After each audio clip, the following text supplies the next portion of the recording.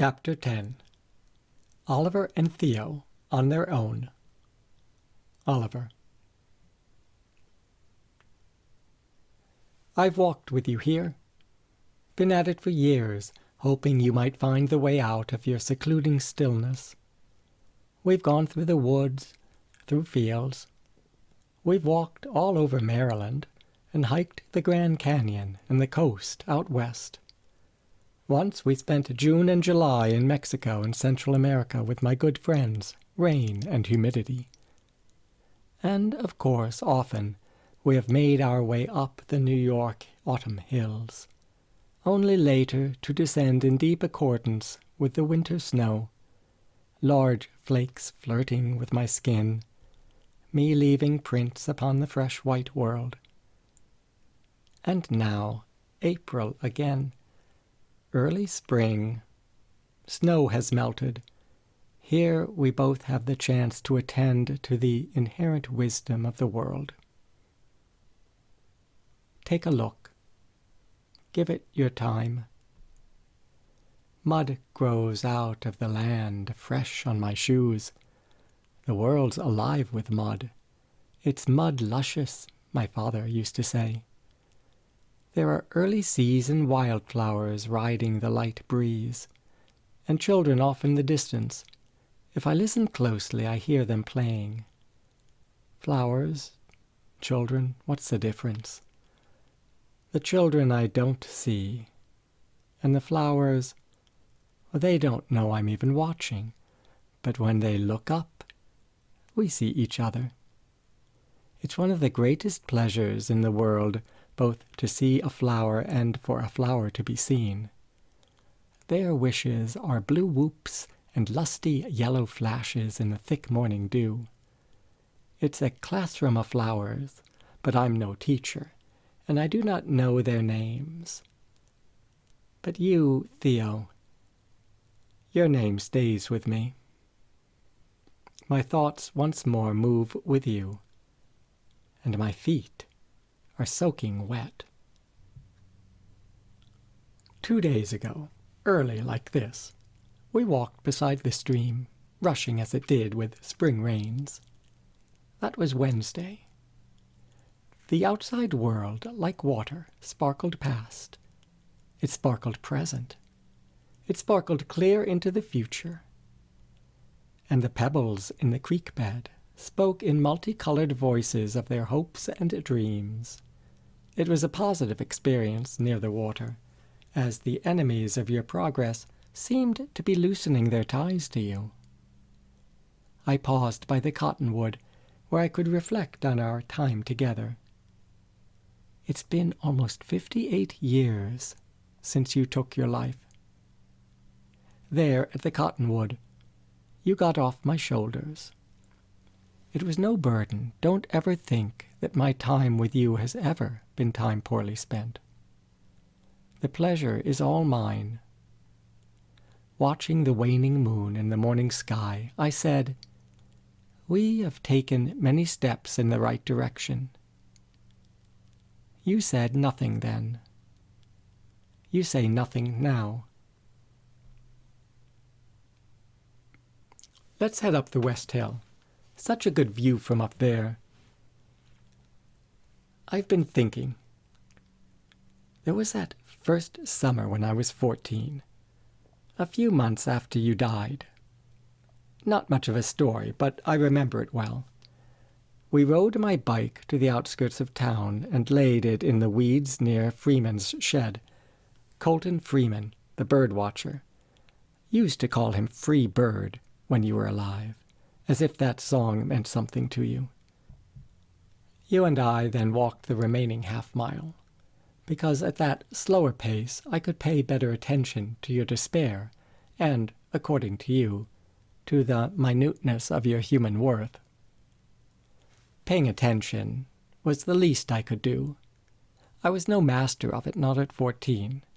However, you did keep pressing the point. It took a growing awareness to realize things about myself and you. To me, life was about connections. To you, there was none of it. didn't even matter what was right in plain view or what you held in your hand.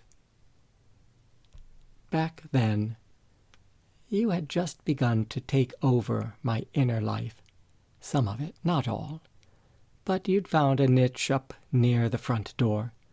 That space should have been reserved for light and shadows, shorebirds on the mudflats, school friends, and baseball stats. No matter. I had plenty of other room for those things. I had much more capacity than I knew at the time. Thing is, you were reluctant to acknowledge your life, which made me sad. Why was it still hanging around, you wondered? You were supposed to be dead and gone. It was a good question then, and is a good question now. You wanted me to think that you were a failure for still being nearby, a failure at life and a failure at death. But I knew that wasn't true, and I couldn't just pretend you weren't with me, like a tree on the dark side of the moon, starving for water and carbon dioxide, starving for the sun, off by itself where no one ever sees and ever goes. Because you weren't off by yourself, you were there, somehow here. Seemed to me you wanted to be seen, and I couldn't not see. I couldn't not care. So we got off my bike, let it fall among the tall grasses, and started walking. I remember that walk. We went into town. Clear as day, I recall listening to the 4 o'clock church bells drown out the sound of my feet on the sidewalk. We debated the benefits of orange soda and the hazards of beer and whiskey. I dragged my hand across the bricks of a building.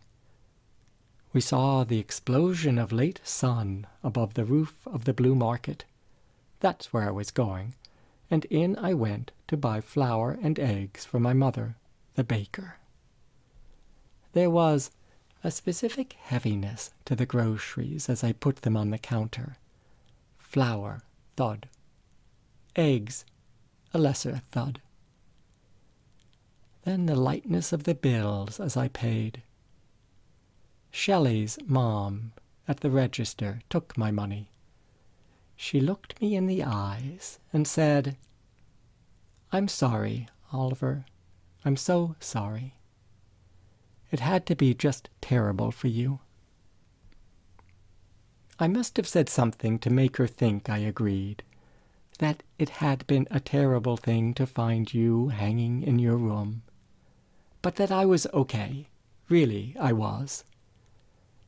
She held me in her look and nodded and handed me the orange soda I had my eyes on. No charge. She touched my arm. People went out of their way to be nice to me after you took your life. People want to be nice, I think. They want to know what's going on. They want to help. Of course, Shelley's mother did not see you, though there you were, with me. I felt you close by, though it was only a start. You were still an uncertainty at my shoulders, a subtle shadowiness nudging my inner light. I was young back then, but young people can know a thing or two about the world. I knew when you were alive, where you lived in town. I knew what music you liked on earth. I knew that you smoked 2 packs a day, Winstons, and that wine and whiskey had often messed with your mood. Too many W's, that's for sure. I knew what you once told me when we were out on your boat, puttering for crabs. You said that there is no force of nature that keeps us here, that every connection we think we have can be easily broken just by not caring. You, Ollie, you said, you don't have to say hello, and I don't have to acknowledge anything, you said to me. We don't even have to survive if we don't want to. Survival, you said, is a game. No one has to play. But mostly you said that some people are never really alive to begin with. Born dead is what you actually said. That stuck with me all these years. But it was something just for us to know, wasn't it? Nothing Shelley's mother would be interested in. So I pushed through the door, bag in hand, and we made our way home. Do you see what I'm saying? Back then, you were on my back, clinging. Me walking out of town, then looking for my bike, which was an anxious few minutes until I found it, because the bike wasn't where I thought I'd put it among the grasses. Instead, it was where it actually lay, near the shed. Freeman, the bird watcher, came out the building. He saw me stooping to pick up my bike, and he nodded. He'd not be distracted, though. The man moved like a heron, considering each step, like he was moving towards fish. Who knows what he was really up to, where he was going? I, on the other hand, was up to my neck in confusion. It was chaos and wonder and worry. And that was our first walk together. The first time, really, you came along. Out and about, step by step. We've been at it for 58 years. It's been different perspectives. I like this hill one of the best. The view from up here is great. Good Friday morning, looking east. Over the years, the sun has accompanied us, sometimes the dark of night. Moving has always been, for me, an exercise for the body and a builder of the soul, which brings up a touchy subject. Soul. So much our underlying question mark. Mama was fond of the soul, as am I. She was certain of its existence, though she never thought to explain her understanding. I, on the other hand, have something to say about the reality and function of the soul. Over the years, these thoughts have caused you and me some grief. I thought you might comment on that, but not a word. No problem. I'll share my views once again. The soul, I say, is a bridge. That's the first picture. It carries the spirit of a person to his physical body, and it carries the physical of a person to his spirit. A bridge, you see, goes both ways, and the soul is our constant reminder that we are more than our learning self on earth, and we are more than our longing self across the way. We are a tension of the two, learning and longing. And we are whatever attention we give to the two, the physical and the spiritual. How much attention? Well, that is up to each of us. We are, in fact, in constant connection for as long as it takes to recognize our physical and spiritual truth and become who we are meant to be. And as the connector is the soul, it is infrastructure. So as I see it, it requires good construction along with proper upkeep and restoration. The better the bridge, the better your capacity to be a functioning member of life itself.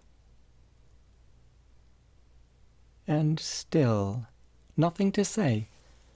Seems you're either being very accepting today or simply ignoring me. I can't tell. As for myself, I am glad when my trust and reverence grow as I meet with the world. And if my thinking finds its way with intention, I know I am moving well with life, like a slow-growing oak or the wind through its leaves. You On the other hand, Theo, you have scoffed at the idea of intention and the talent of human thinking. A person's good intention, you've said, just masks a selfish truth. And human thinking, you've claimed, is the source of manipulation, deceit, and personal gain. Wow, I could just stand up here for a long time looking. It energizes my soul, and I become even more optimistic. Could stand here and take in every ounce of this Friday morning before Easter. It's good to keep moving, though. The best walks have been those when I've learned from the presence of life. I've known that presence from an early age. Can't say exactly when. Can't say exactly how that presence has come my way. I can say, however, that the presence is sometimes you. Sometimes it is high, wispy clouds, or a certain quality of light just before dawn.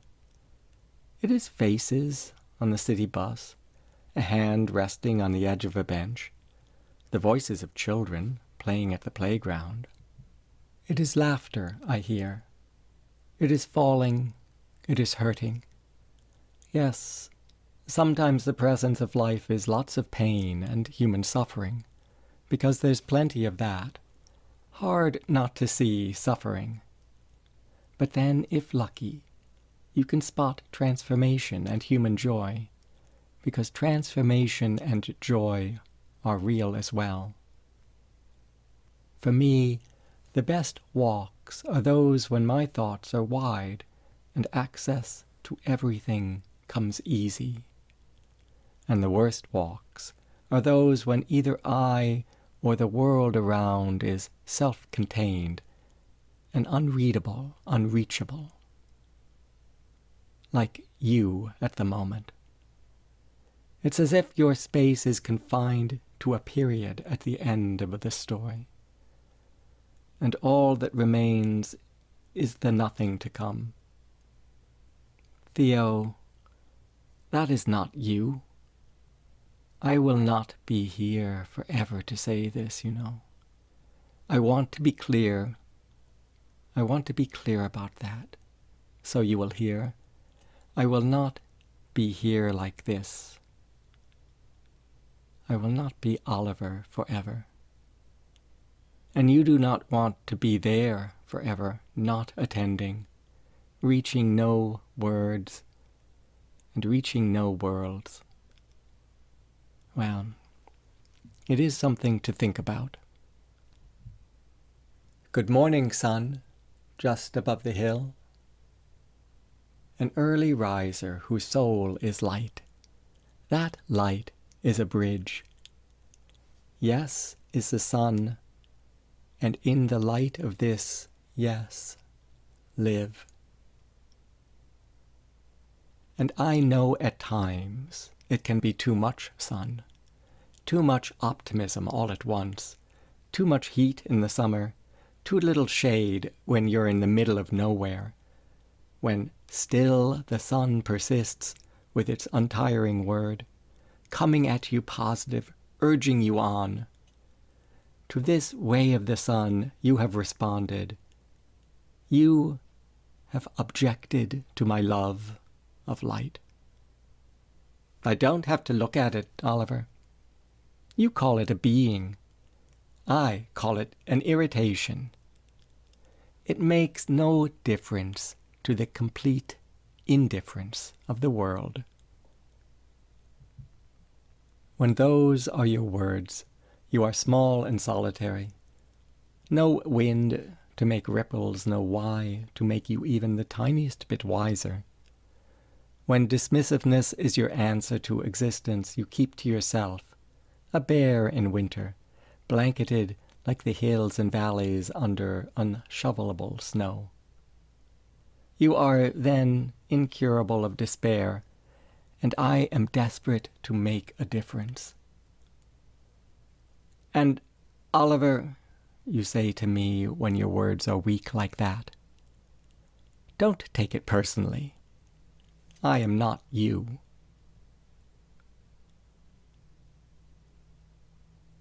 Out walking again, you and I, on this hill in the morning sun. Beautiful spring flowers, dewy wet grasses, the sound of birds. Unwillingness to exist is a problem of spiritual perception. And by spiritual perception, I mean awareness of another world at the heart of our world. The reluctant person does not perceive very far into the truth of existence. I would insist, however, that there are hints of the truth all around. There are clues, avenues.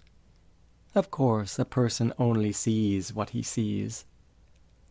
What is curious, though, is that one day there will be a change. One day he will, doesn't have to, but he will, from untiring preparation, or just out of pure exhaustion even, he will see things differently. And that is when it all gets interesting. When I was young and home, my days were all about seeing. Good eye, the coach told me when I was up to bat and took a walk for the team.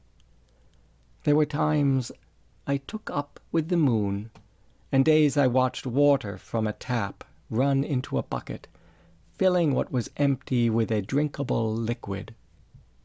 Other days I kept pace with the winter world as it morphed into spring. I'd go get Cricket, and she and I would walk to see the Chicomico Creek.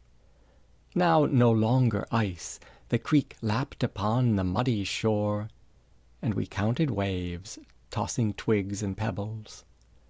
On our way back home, we likely followed a squirrel or a deer, maybe one small cloud overhead, wondering where it was going, as if all things by their very nature had places to be. It filled us with adventurous thoughts. The outside world, like stories from Mama, brought our young and bridging souls close and closer to the idea of interwoven life. And as we stepped in thought, we heard a door opening, and looking up, saw it. Not just any door. It was the squeaky door to our house, Mama at the door. We heard her call our names, her hair gleaming in the evening sun. "Oliver! Tova!" she called, gleaming. "Coming!" said Cricket, who, though younger than I, often spoke for both of us. And we did what we had to. We made our way home. Life, for me, is a moving experience. To move with life is to know it better. And why would anyone want to stop themselves or life? That's what I didn't get when I was young, thinking of you. It's what I've been saying over the years, Theo. On every walk, in every way, existence is ours. And at the heart of us, Theo, at the heart is an impulse to move our existence together with life. And yet, for you, it seemed there was utter resistance to this flow. It was probably the first thing I asked after you died, and you turned it into an argument. "I know things can be hard," I said, "but why would you stop?" I asked not in judgment, but because from how I was with the world, your decision to end yourself felt like a rejection of what was growing more and more important to me. Sure, it was my word against yours to begin with. You didn't have to believe my way of seeing. Who was I anyway? Just a kid with a bike, an 8th grade or 9th grade or a 10th grade student responding to the world without much experience. I looked at the trees and the stars as if into a mirror. I looked to myself to figure the world. It wasn't always easy, not at all, day by day. I was a decent enough seer, but no Buddha or Christ. I was a player of baseball, wiffle ball, crazy eights, a shortstop, lead-off hitter who hated to strike out. Back at our beginning, I'd never even kissed a girl or solved a problem to make things better for anyone. I was not a changer or a shaker. No Sojourner Truth telling Lincoln what he needed to know about the undeniable beauty of each human life. No Frederick Douglass or Fern Arable working to rid the world of injustice. What did I know about how things worked? What did I really know about you? We're almost home. Almost home, and still no word from you. There's a cool breeze through the April limbs, leaves just forming from the inner workings of trees. This is how we get somewhere, Theo, by taking it outside, and by talking it out, even if I'm the only one speaking. In the beginning, I got you to listen by telling stories. It's what we've been doing over the years. I narrate as we walk. You join in or don't. There was a story of the soft rain coming down after a tragic school shooting. The telltale of the run-over fox and cricket's aching heart. And the voyage of the wind that I've told many times.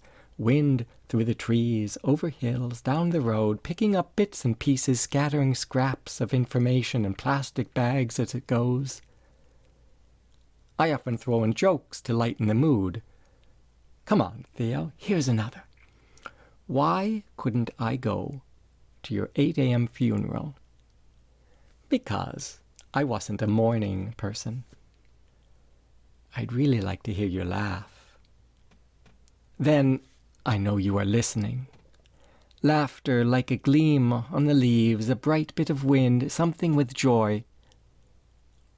But nothing now, not even a snicker. For years and years, it was stories I told about your life on Earth. I gave you the pictures so you might be familiar again. Workboats, trot lines, and seagulls in the V of the wake. The pool hall on Promise Street. Mama planting flowers at your house. You looked at each story and told me things in return.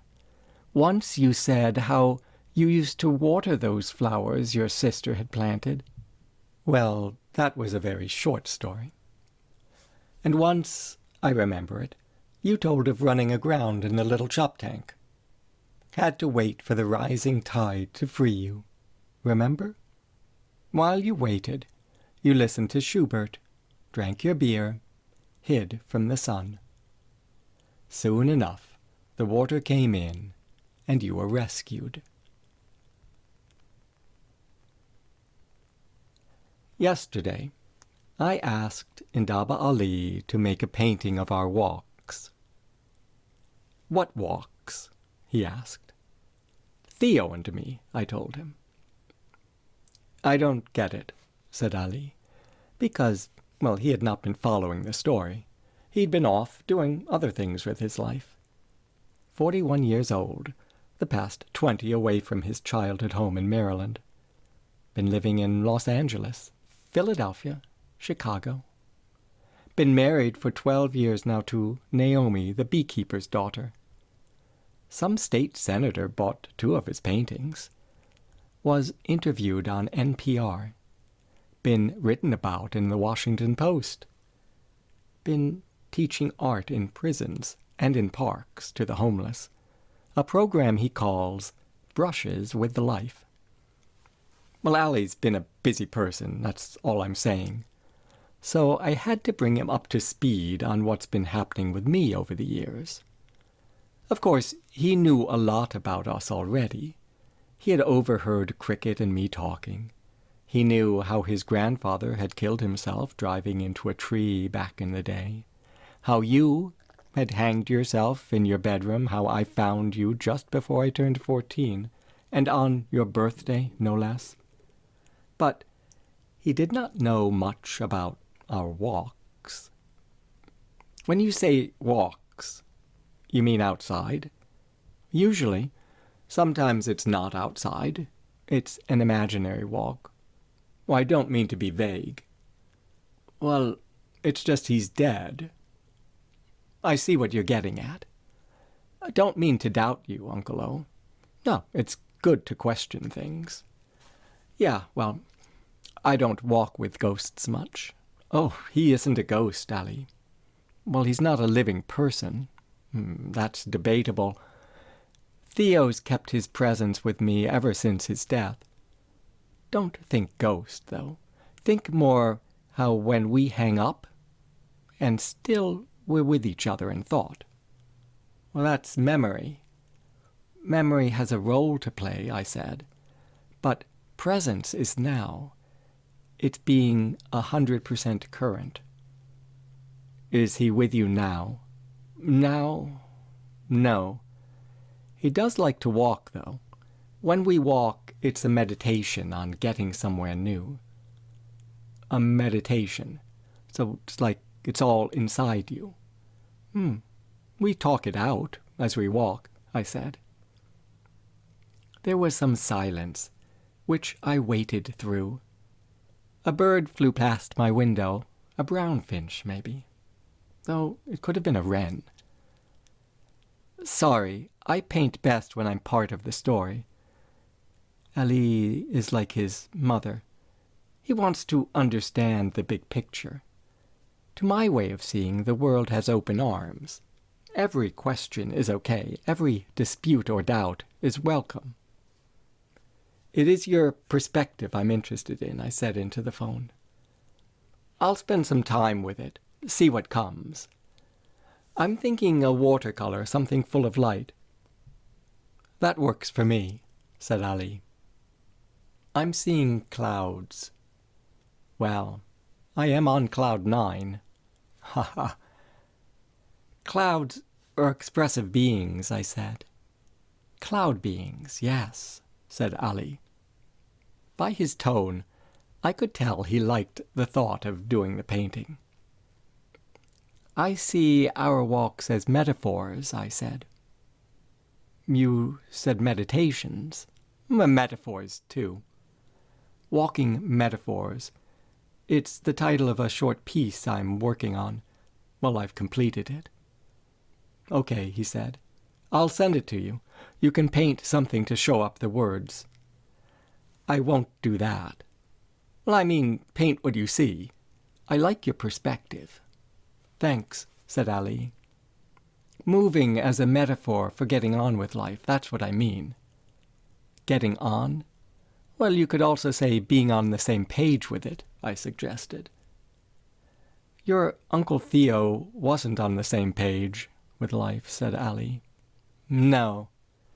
He and life don't see eye to eye. Don't? You know, I began, bypassing his question. Theo had a premonition of his death. He told it to me once. I was 13. He was 13 when he had it. His premonition. Yes. Do you want to hear? Sure. Now these are his words, not mine. Okay. His words. Yeah, I get it. So here I am, Ollie. I'm the same page as you, I began, taking on the words of Theo. Did you say page? Maybe. I meant age. I'm the same age as you, I began again, speaking as if I was Theo, recalling himself as a 13-year-old boy. I'm home, and it's night time. I'm climbing the stairs to go to my room. I hear my mother and sister arguing about something in the kitchen. There's music coming from downstairs. It's Beethoven. My mother loves Beethoven. I get to my room and stop in the doorway. My father has been dead for 2 years, but I see him in my room. He's got a plant in his hand, Looks like a tiny tree, oak tree. Maybe it's an ash because that's his name, Ash. He comes out and walks right past me without saying a word. What the fuck, I think. And when I look in, I see myself hanging from a beam. I don't have a beam in my room, but I see it. And I see myself hanging. I'm so still, like in one of those photographs of a lynching, when you see the body and it's a terrible sight. I see my body and I know I'm dead. Just dead. Maybe I've always been dead. Then I hear my sister coming up the stairs. She's crying, so she doesn't speak to me as she goes past. I follow her with my eyes till she's gone, and then I go into my room. It's my room again. No beam, no body, no one dead. I lie down on my bed in the pointless dark and go to sleep listening to the house, Beethoven playing up the stairs in my head. After a moment of silence, Ali asks, "Is that it?" "Pretty much. It's what Theo told me. I've kept it with me all these years." "And Grandma was in it?" "Yes." "Why was she crying?" "I don't know." "That's sad," said Ali.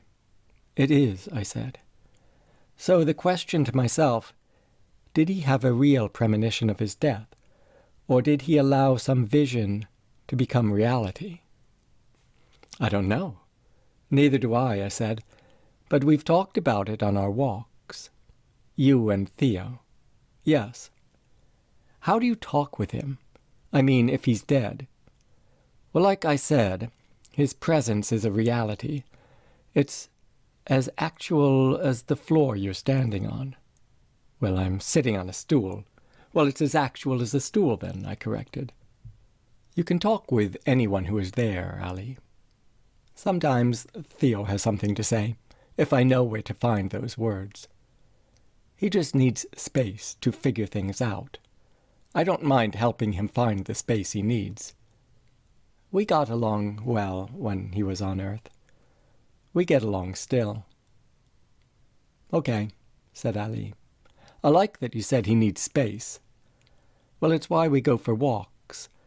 We walk out of the room, out of the house, out of ourselves, if we're able. We make our way out of old habits, old ideas, I guess. We get somewhere we've never been before. Open space, better space, new space. And slowly, step by step, we find ourselves closer to the truth." "For me, walks go in circles," said Ali. "I go out, I come back. No difference." "Right. But I think there is some amount of change even in completing a circle. You don't come back the same you've changed." "Seems like I'm no different," said Ali. "Well, I've never really thought about it." "And then if you consider the longer walk of a person's life," I said, going on with the idea. "What have you become?" "You mean after a lifetime?" "Yes," I said. "If you come to the earth through the door of birth, and leave the earth through the door, which is now death, what's changed? And then there's another walk to come, another circle to make. It's an afterlife in the more spiritual existence. And following that, another lifetime on earth to follow. Like reincarnation. Well, not like it. The real thing. The human eye has places to go that we are not aware of. Well, it's got many walks to make. Not a lot of chance to rest. But that's not what I want you to paint. Not the idea of lifetimes, just me and Theo. The more we walk, the more we understand where we are and the possibility of where we're going. It's important to him, I think."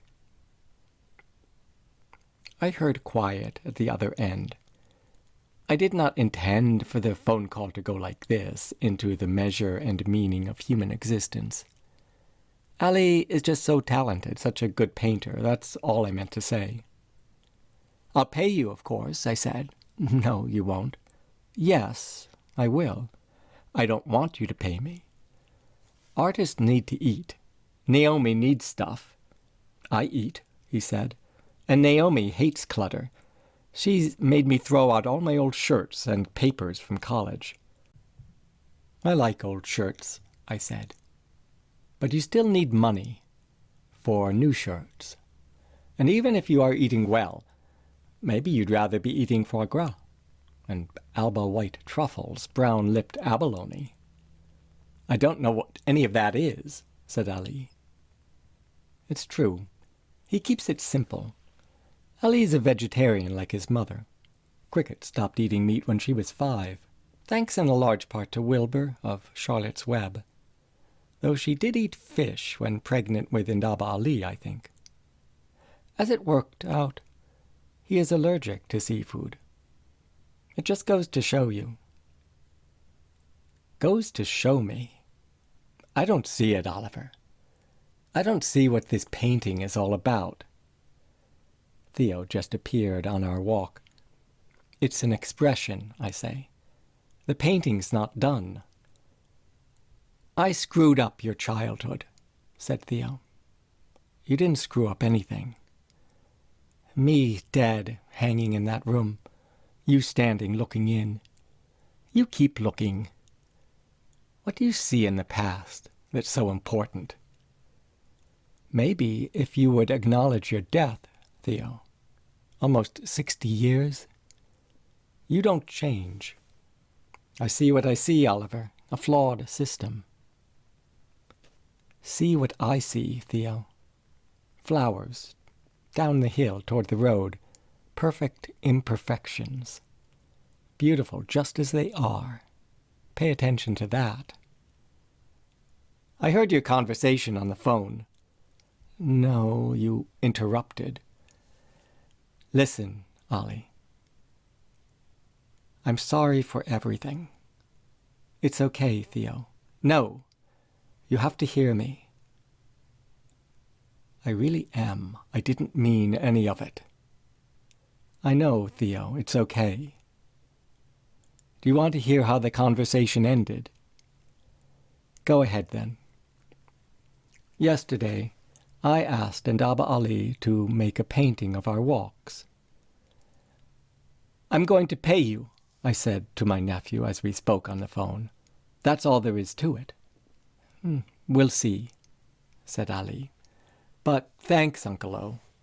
Thank you, I said. This will help us all. And then it was goodbye for the time being. I remember an early walk we took when I was 17, back in Maryland. It remains one of my favorite memories. On that walk, the topic of patience came up. Back then, I spent most of my time listening. I listened to my inner thoughts as I walked to school. I listened to the sky as I walked home. Listened for squirrels and snakes. Listened at the table to my family with news of the day. And outside in the springtime I'd hear birds whose names I didn't know. Names I still don't know. Robin Hood, Finchie, Ladybird. I'd listen to my mother in the kitchen, and my father coming through the door with dirt on his boots, hearing him wrench off his boots and brush the earth from his pants. I'd listen to the sound the light made on the pear tree blossoms in spring. I'd listen to my friends' music and to my teacher's pedagogy, Mr. Graham in math, Ms. Matterley in physics, Mr. Olden in history. I'm not making up those names. As time went on, I began to speak more. And now, with you and me, our conversations come out equal. You know, Oliver, I've been thinking. I prepare myself for Theo's thought. I take a deep breath, making space. All I had to do was light a cigarette and wait, he says. You would have shown up I could have gone out back and smoked it off. All I had to do was take my time, listen to the music, count my blessings, anything. But I went upstairs to my room instead. I'd thought about it every day for the longest time. I couldn't resist.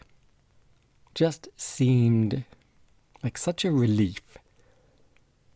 I wouldn't have to acknowledge trees any longer. I wouldn't have to say hello. Finally, no more, I thought. I saw the beam and the length of rope that I'd set out.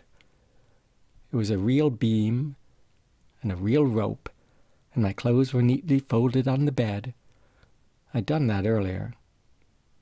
And I was dressed to die. Really liked how I looked. My shoes were off.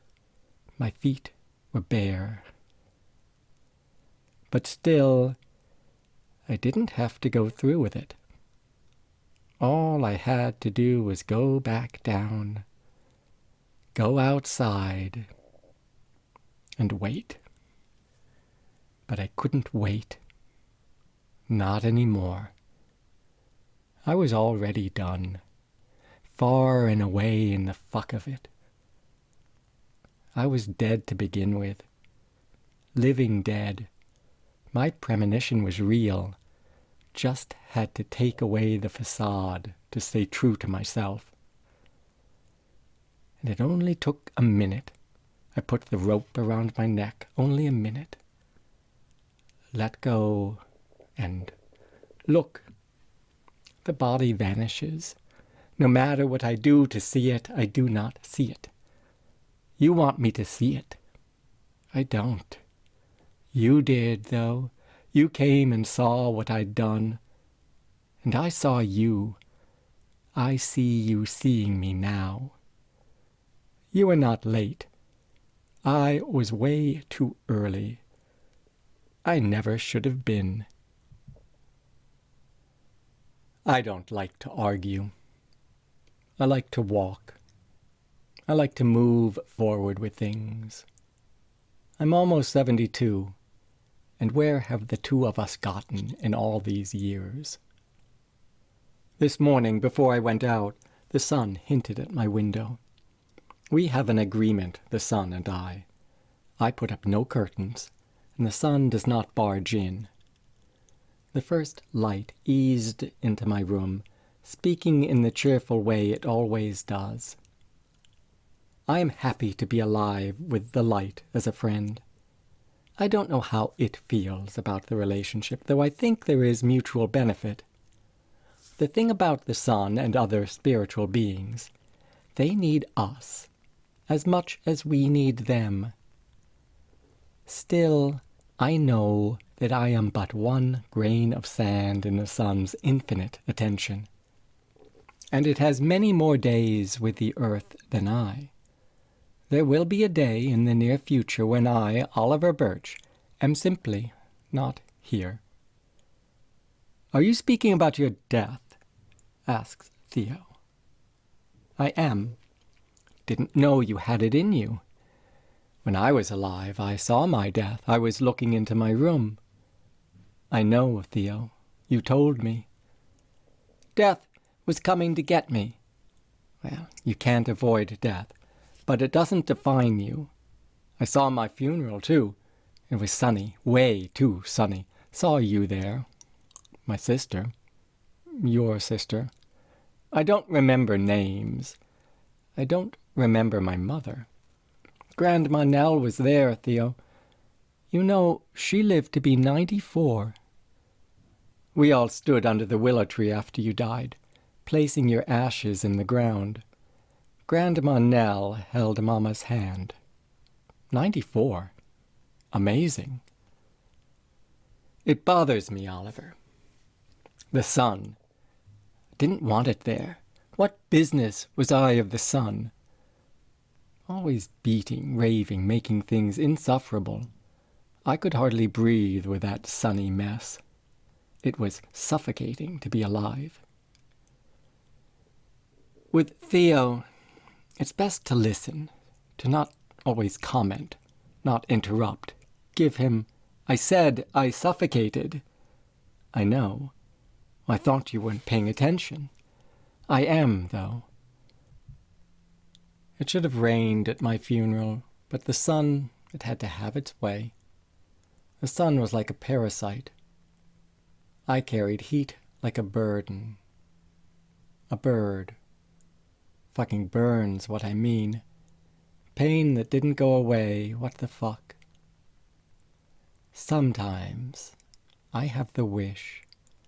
Maybe I could burn again, you know? Not pain. Be like a flame, a beacon. Maybe I could do it different. What do you think, Oliver?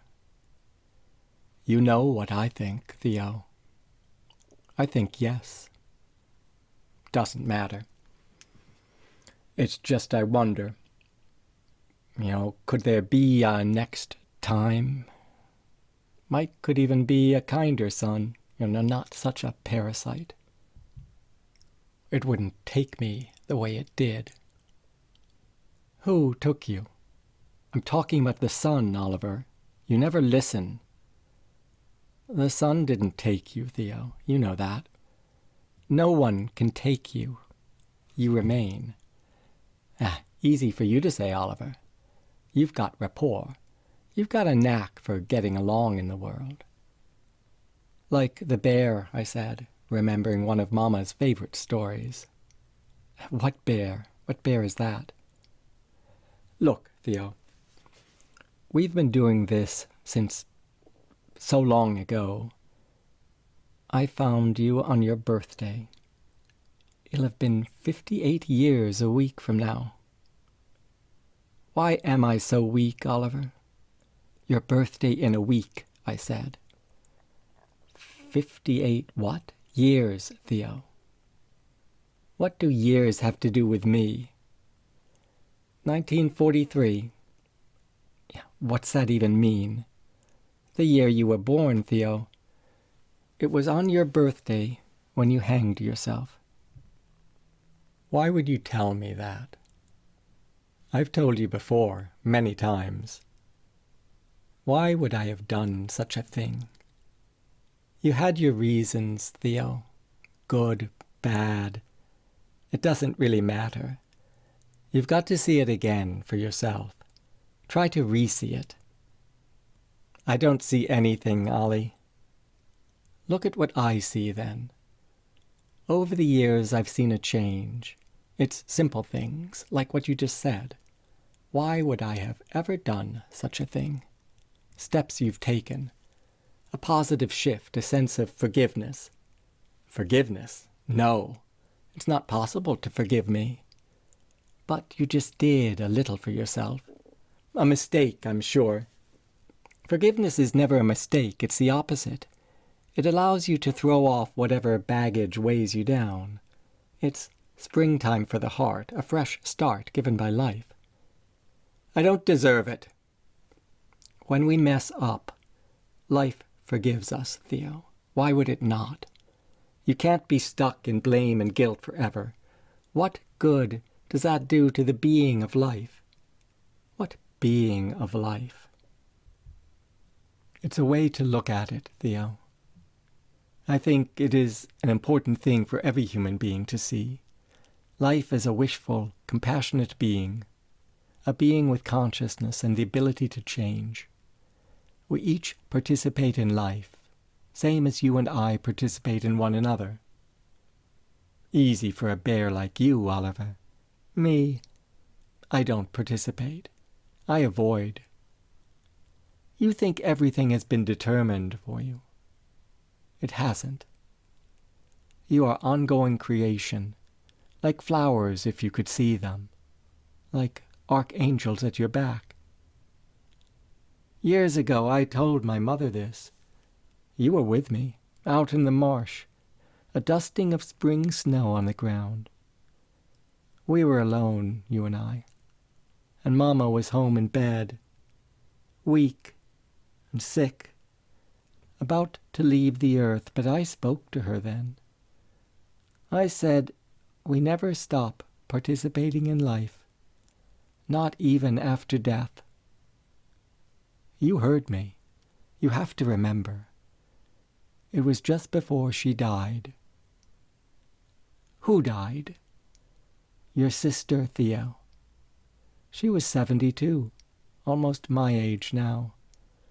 There are things in this life that bring me to tears because they are full of gravity, and the gravity tugs at my heart, and my heart opens my eyes, and yes, I see something I had not seen before.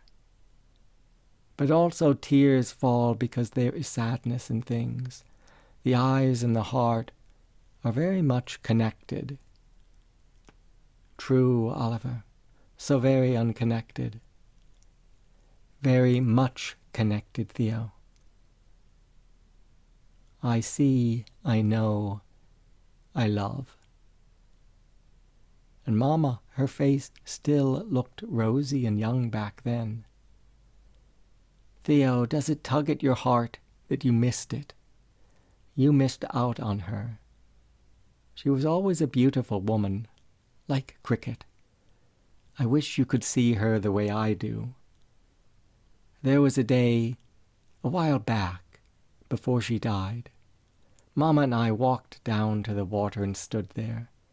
She was so worried about you, even after all the years that had passed, worried about her father too. She thought that you both were nearby. Trouble is, she couldn't find you. She could not find the continuation of your story, and it worried her to think that something so necessary and vital would come to an end. Why so necessary? You, Theo, your father. She loved you, and she loved him. Don't know much about that. That's because you don't listen. You don't listen when everyone tells you. I do listen, Oliver. I do. You're good with this story. I have another one then, Theo. Heard it last night. Maybe another time. Once there was a child who was locked in a room. Why are you telling me this? I don't know, Theo. But once there was a child locked in a room. He'd been put there when he was 9, just after the war, and was told he could never leave. What war? I don't know what war. The only person he had contact with was the gatekeeper, who had an unyielding constitution. Can you imagine it? Locked in, never let out.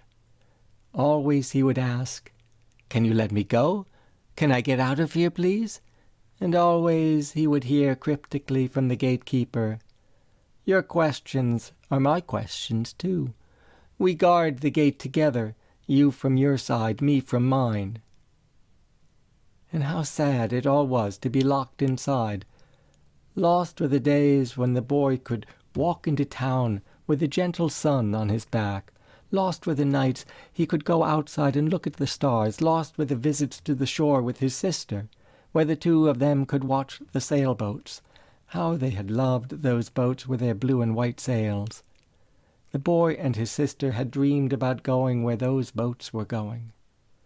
And now the shore, the boats, his sister, and his dreams were all stolen, because he'd been placed in a room without any windows, and he couldn't see anything other than the 4 walls and the one tightly shut door.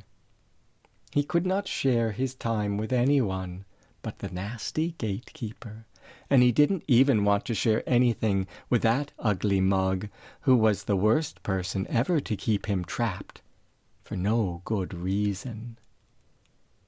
But that's just how it was. And the boy had to grow locked away, participating in nothing other than himself. And he became angrier in that prison, day after day, year after year, until one day the boy woke up, and he was no longer a boy. He was a young man with a scruffy face, dark brown eyes and everything. A tall, thin man, but still a trapped man. There are many things he had forgotten, including boats, including the easy warmth of the sun and the voice of his sister. He had very little to say about the kindness of others. But one thing he always held on to was how he wanted to do away with the person who kept him in this room and had stolen his youth, his growth, and his dreams. Do away with, kill, destroy, erase, rub out. There were many words that would do the trick. And now, with purpose, the man woke each day, not even knowing if it was morning, but always wishing harm upon the gatekeeper. He cursed the man, he cursed the walls, the ceiling, whatever came to mind he would curse it. It felt good to curse. He paced the room cursing, he stamped the floor, he berated the air, he pounded the walls till his hands were bloody. He exhausted himself with terrible plots and vengeful plans. He suffered so long with nothing to show for it but hate, unhappiness, and wounds inside and out.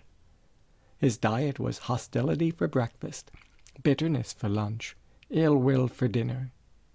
And though there was plenty of reason for his anger, he knew it would soon be the end of him. If the anger didn't stop, it would destroy his heart and his will and his life, no doubt. What, he wondered, should he do? Is there a point to this, Oliver? Yes. What should he do? Not up to me. He's the one with the problem. But what might he do, Theo? If you could help him to see it. You want me to say something. You want me to say that he should stop fighting, stop hating. I do. Okay, he should stop it then. And Theo, it was in fact easier than he'd imagined. Hate was so exhausting. It was much less taxing to forgive the person who had kept him in the room. And you're trying to teach me something, Oliver. I'm telling a story, Theo. The young man took up love. So this is your story of morality. You think there is a right and a wrong to everything. Not really, Theo. You do, though. I'm just saying. You don't have it all figured, Theo. Look at your life from a different perspective. I'm not interested. Love, Theo. Love. It makes sense when you do it. For this young man, his life was now like a clean slate. Giving up hate, he felt free at last. At which point the person who had kept him in the room, the gatekeeper, opened the door and entered. And you know what he said? Yes, Oliver. He said, "Your love has transformed me. I'm sorry for all I've done to make your life a living hell. I wish only the best for you. You are now free." No, Theo. That's just sarcasm. He said, "My thoughts are no better than my inner place. I am you, and this door has always been open." That's what the gatekeeper told the man. And the man spent not even 1 second feeling cheated out of days. Because who really knows where the deception came from? Did it come from the gatekeeper, or did it come from himself? Anyway, the man did not want to hold a grudge. He did not want anything ever again to hold him back. And so he plucked the opportunity like a juicy peach and bit into it. And it was good. It was a much better diet than anger and unhappiness. And on his way out, the man shook the gatekeeper's hand, which was like welcoming his soul into the goodness of his heart. He headed toward the shore where the boats careened across the bay with their blue and white sails. He hoped he might see his sister there on the grass. And he did. He saw her. She sat waiting for him after so many years. And he took up life after a long absence. Though, I'd argue, he'd never really put it down. He'd only mistaken life for an uncaring, unsupportive host. Thank you, Oliver. I suppose you want me to learn something from all of that. We all need help sometimes, Theo. Cricket, she says I should go live with her and Eli. Or better yet, Alpha. Alpha has plenty of room in her house. What do you think I should do? None of it makes sense, Oliver. Maybe you're right. But I've been thinking about it. I love the Eastern Shore, the Chesapeake Bay and its estuaries, but I don't need that kind of move, not at this time. Mama and Papa are dead. You are dead, Theo. I'm coming on to 72. I don't need to be in Maryland. And Alpha and Daba Ali, Leah, Cricket, Neeli, they live in my heart. I like them there. I live with them at my own pace in my ample space. Were I to go live in a tiny room in my sister's house, I'd see them morning, noon, and night. And when would I have any privacy? I don't know, Oliver. I don't know anything. We're a joint effort on this planet, Theo. Still, in private is where I learn to be all the more connected. Listen, Oliver.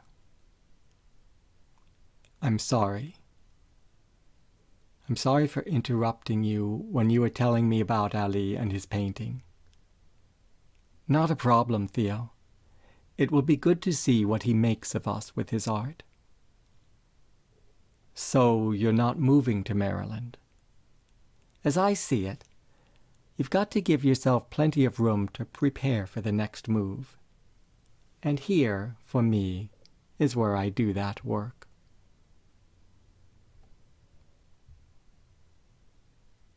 I've been thinking lots about here.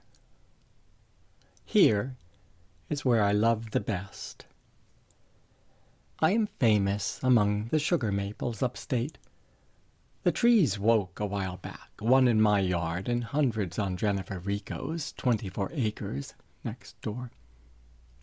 It's sweet to see them stretch in the early morning light, sun on their limbs. Their sap recently filled 60 buckets, which boiled down to 1. Jennifer gave me a taste, and it was intoxicating. A taste of condensed light. Spring sprung light. And this morning, before our walk on the hill, I went over to the stone wall and lifted a large rock. It is hard to explain the happiness I had upon seeing my friend Brown Snake. She was less than happy, I think, to see me. Sorry, I said. Didn't mean to disturb. Though it is exactly what I had done. I had disturbed the order of things. I'd moved the world for my own satisfaction. What was I thinking? So carefully I returned things to the way they were. I replaced her roof to relieve the burden of too much light.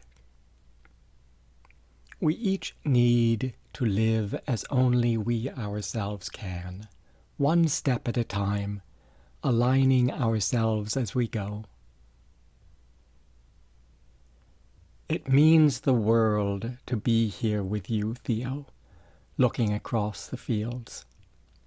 Sun in our eyes till we look away. And we have no plan for the day but to take care of one another. The morning deepens, and I will catch up with the work at hand. Someday, it's true, I won't be here anymore. For now, however, the glowing greens, the luscious mud, the sparkly dew. This Friday before Easter, a warbler sings, or is it a wren? I try so hard to have you here. Her song says, things change. Her song says, we change too. Over and over, things change. We change too. And Theo, I don't want to miss a single note. The bluebells and pear blossoms, the doves in the cedar tree. There are a million separate things in the world around, right here, right now, telling me of life, this life, more life. And truth be told, we then walk on, a bit more connected. Walking metaphors. I walk up the hill to visit my friend M and his compost heap. Compost is more than recycled material. It is creative activity. It is transformation. The odds and ends of the compost pile become a path to new growth. What is stale becomes fresh, capable, and good. As I walk, I think about composting. I think about what it can do to a banana peel, but also what it can do to the human soul. If composting can reinvigorate matter, can it also refreshen the soul? Halfway to my friend's house, I turn this thought over in my mind until it becomes the idea of reincarnation. Is there a compost bin for the self when I'm gone? Or is my I forgotten and finished at death, a one-time thing with a one-time only say in the matter? Better, I think, that I become new and continue my story with untried, regenerative words. I throw this thought out there for you to consider. Every morning my friend adds to his pile scraps from dinner, tea leaves, eggshells, broccoli, which for me would be all the broccoli in the world because I can't stand the taste. I'm heading his way to witness the work in progress. Come summer, he'll dig in with his hand and show me the worms squirming in his palm. For the moment, however, it is springtime and there is more breaking down to do. Rain will keep things moist. The sun will add a spark. Stars will come out at night. They will sing to the pile as only the stars can do. Microbes, urged on by the music, will burn away the old as they dance to the heavens, digesting the defunct. And some day soon, everything will be cool again. It will all be the groundwork for new life. So I walk up the hill, all the while trying to explain this to you. I never know if you are listening, but I proceed as if you are. The idea of compost might not get your attention, but the hope of reincarnation should. Decomposing troubled and tired thoughts, recomposing the self with love. Yes, I know, I did not mention love before. How did it get into the mix? Nevertheless, there it is. Step by step, I walk on the grassy path. Then the path turns to dirt. I'm almost there. And as I move on earth, I build my soul the way an athlete builds his muscles. I feed myself pure organic world, biodynamic meaning, the water of life, the fresh air of possibility, and, of course, the gleam of the morning sun. Things are getting warm inside, and I will not become discouraged if I wilt. Rather, I will relish the opportunity of heat, to see what's cooking, to share what I am becoming. with others in the mix. I arrive at my friend's house. I see him working on that compost like usual. He turns it with a pitchfork. Then he looks up and he notices me. He doesn't know that you tag along. He waves, but his wave is for me alone. I wave back, head his way. I want you to understand what's going on, that's all. I want you to regain a sense of life. So I show you his pile. It is warm to the touch. It's cooking. We then see together the first greens of M's garden. We tour his onions and radishes, some tender young kale. And you whisper in my ear, which sounds like wind, something about weeds. And then the sun on my face. Oh, it all feels good. Later, it is time to leave. I hug my friend, and you and I go down the easy slope. We've done this walk 1,000 times and never have gotten any nearer to the truth. Up and down, back and forth, in and out of mind. When I ask where you are, you keep quiet. And when I reach into your soul, I find no warmth, no worms. Again. Today I have to be in the city. I walk among people, weaving my way from Penn Station. There are things I'd rather do, like go to Central Park where it's quiet and I'd be able to watch the autumn squirrels. But there are things I also agreed to do, such as attend this dinner. There are many things I really don't want to do, but do them anyway. I don't want to go to the doctor for a routine checkup, or text on a cell phone to say I've arrived. And I don't want to join any groups, for or against, or join hands in song, or join a discussion as we sit all in a circle. Lots of these things happen, though, regardless of my wishes. You and I turn north on Broadway. It's chilly out, but my coat is warm. See that man rolling a suitcase? 2 girls who look like twins. A vet in a wheelchair, no legs.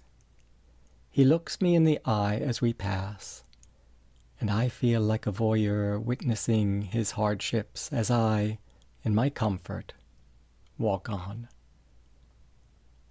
I watch the people so you might witness them too. You may see how they move in every direction, and how the light plays off their hair and skin. Look how the pigeons stand in the shadows without judgment, and how the traffic plays on the road, like a thunderous phrase by Beethoven. Is Beethoven a storm, you ask?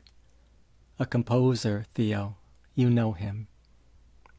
Is he that springtime friend up on the hill? No, that man's a composter, not a composer. Is Beethoven your friend too? Theo, you know him. He was someone you loved his music when you were alive. I've learned to like him better than I did. We live in constant relationship with those around us, so why not care about them? Some people we like lots, while others not so much for whatever the reason. Still, we are all responsible for one another.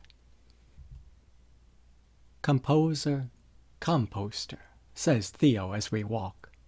Now I see, there is very little difference. Springtime, autumn, one thing becomes another. So true, I think, without telling him. Beethoven and my friend, M, have a lot in common. You and I turn onto 109th. I don't want to be late. Over the years, I've come to know men as my brothers, women my sisters. Parents, of course, remain parents. Children are children are children, like roses. Aunts and uncles give gifts, and cousins show up everywhere. There have been, still are, however, grave injustices done to my brothers, sisters, cousins, roses.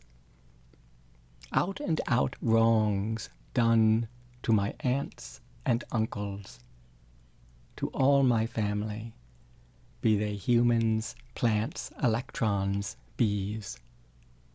Things done in the name of progress and with the deception of decency. But as I look at a bag lady who wears no coat, flimsy cotton shirt in the November air, there is no decency in disregarding another. And there is no progress without care and attention given to all. And so I stop, take off my coat, place it upon her. "God bless you," she says. And we both move on.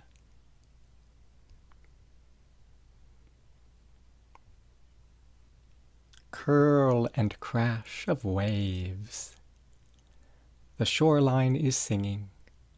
Early morning seagulls follow our every move. Summertime, years back. This is a walk on the beach at Chincoteague Island. Leah, 4, wants to see a horse, to pat one, to take it home as a pet, specifically a brown horse with patches of white. There are no such horses on the horizon, but you have to be patient, I remind her. Then I hear, "It won't fit in the car," says Inda Ali. His feet are bare, the cuffs of his pant legs are wet. "Yes, it will," she insists, "if it's a pony." "You can't take the ponies," says Alpha. This bothers Leah. She doesn't want to take one. She wants to love one. "You love them by leaving them alone, letting them be themselves," says Alpha. "That means not messing with them. Do you want to tear them away from their mamas and papas?" Leah scowls. She doesn't want to hear words like that. She doesn't want to tear. She doesn't want to talk about it. "I'll draw you one when we get back," says Ali, kicking the sand as he walks. Leah says nothing. No one understands. There's not one person who understands. There's not one animal that she doesn't love. She wants to hold them all, stroke their fur. She'll give them food and water. She'll let them do whatever they please. And the waves crash on. The sand hisses, and our footprints are washed away. The morning sun rises over the waves. What does it mean to wake up each morning, to enter the day, to make our way from here to there, even if we only turn around at there and return to here? Here is the starting place on earth for everyone, for plants and animals, for every cloud formation. Every wave starts here and rolls there, till it tumbles and sizzles, sliding back to the sea. And the wind then makes a new one. The sun plays on the waves. Life goes on. Oliver, Oliver, what? Could the wind make me again? Keep up, Theo. I can't talk now. Just tell me. But I stay quiet. I don't know what to say. Waves are a metaphor for time. Sea is a metaphor for space. Reality is real. And as much as you can know it, well, that is up to you. I don't say this to him. What I do say eventually. The wind urges you on. It is slow progress. What's that? Cricket and Eli come up from behind. I must have just said those last words out loud. They overtake us. even though it's not a race. Nothing, I tell them, even though it is something. And I watch the waves, which are my time here. They are what comes out of me, one moment, then the next. Time rolls on until the ocean is calm, until it dissolves into quiet. I hate the quiet, says Theo. I think I love the waves more. His words break on the shore, over and over. They break my heart.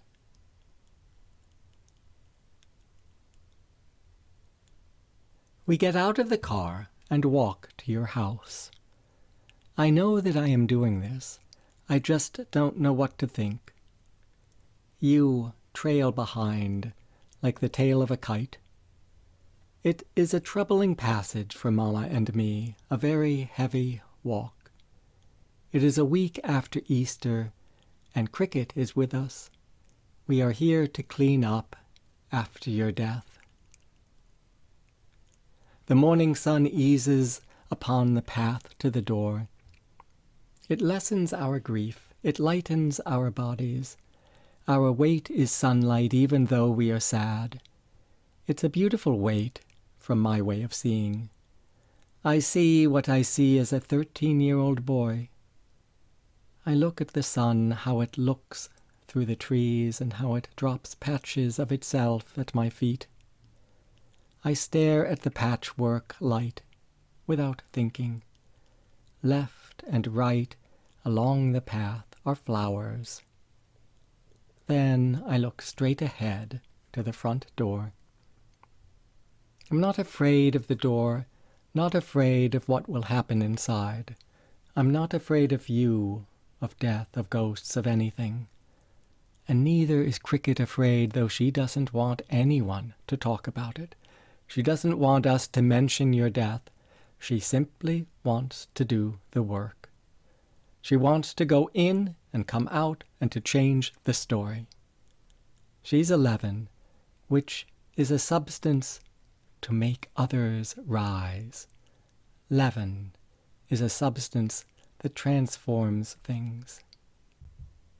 And Cricket is my transformative sister. She will be one way in the morning and then another in the afternoon. But she will always be the sister I go to, the first of all sisters, the sister I know best. Not until I enlarge my family and sisters appear everywhere, in the streams and trees and in the corners where the webs hang out.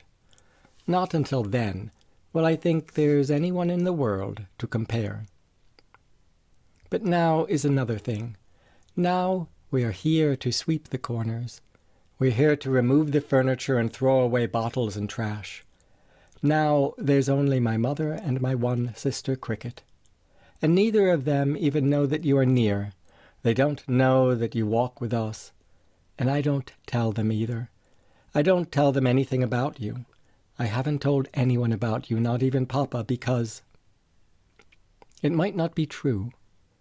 You might not be real, not really here. What do I know? There's a long way to go, and I am still at the beginning of understanding anything in this life. So, patience. Well, that's what I hear. That's what you tell me. You tell me to be patient with you. Patience. Be patient. Which is about the most ironic thing you can say. Because